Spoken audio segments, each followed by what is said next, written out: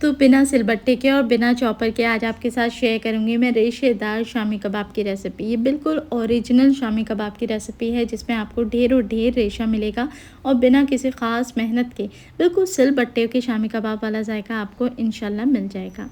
बिस्मिल्लाहिर्रहमानिर्रहीम, अस्सलाम वालेकुम and welcome back to my YouTube channel.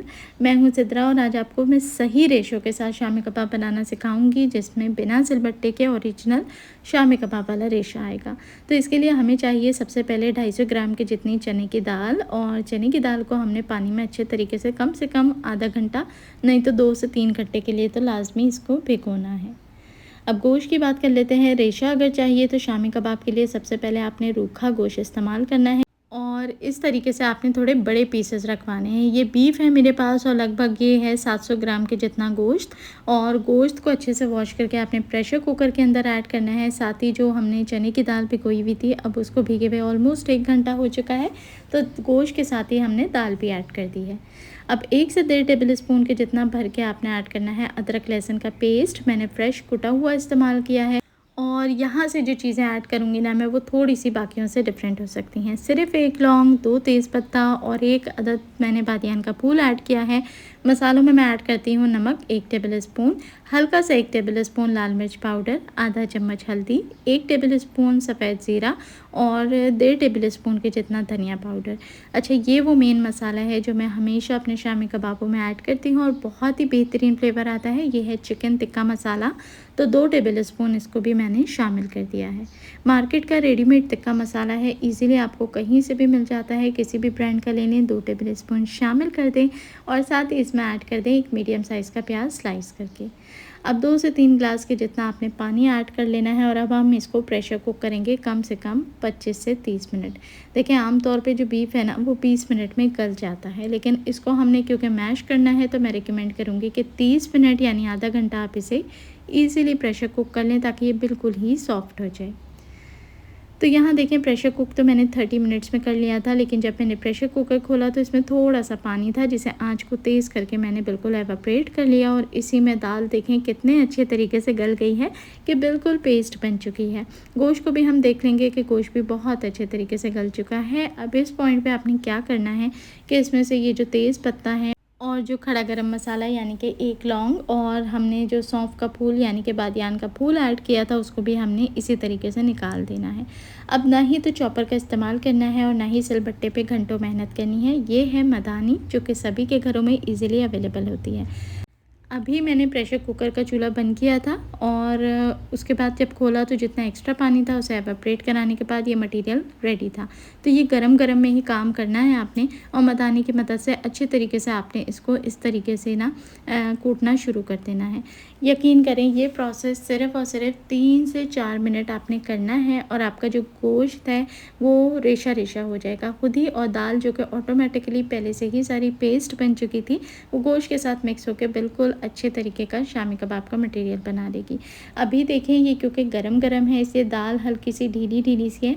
साथ ही साथ जब आप इसको हवा लगती रहेगी और आप इसको मदानी की मदद से घोटते रहेंगे ना तो ये थोड़ा सा मटेरियल श्रिंक होता रहेगा, थोड़ा सा ये जो है कंसिस्टेंसी में गाढ़ा हो जाएगा, थिक हो जाएगा, तो ये कबाब के लिए बिल्कुल परफेक्ट हो जाएगा।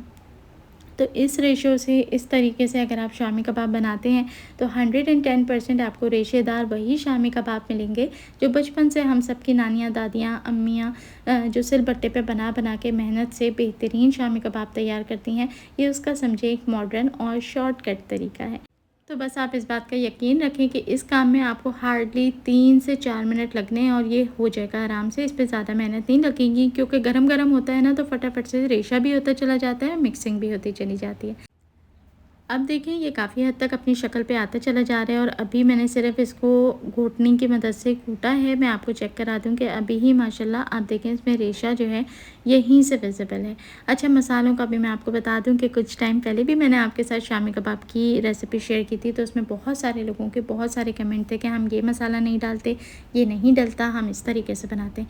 देखें कबाब बनाने का सबका अपना अपना तरीका होता है, इसमें कोई हार्ड एंड फास्ट रूल नहीं है। खाने के अंदर वेरिएशंस इसी तरीके से आती हैं कि हर कोई बंदा अपने तरीके से बनाता है और इसी तरीके से एक नया जायका डिस्कवर होता है।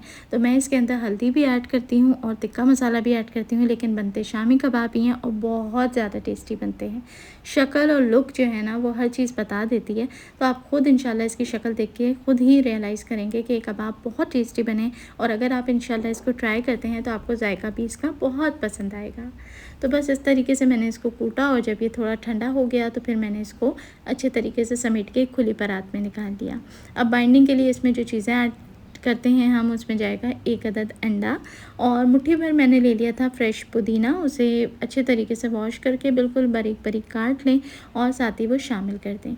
अब यहाँ पर एक स्टेप और है, वो ये कि आपने अच्छे तरीके से पुदीने और अंडे को इसके साथ मिक्स करना है, और उसके बाद थोड़ी सी इसके हाथों की मदद से गुंदाई करनी है। जैसे हम चपाती के लिए, पराठों के लिए आटा गूंथते हैं और उसकी हम अच्छे तरीके से मुक्की दे के गूंथते हैं ना, गुंदाई करते हैं, सेम उसी प्रोसेस से आपने बस 20-30 सेकंड तक इसके साथ भी करना है।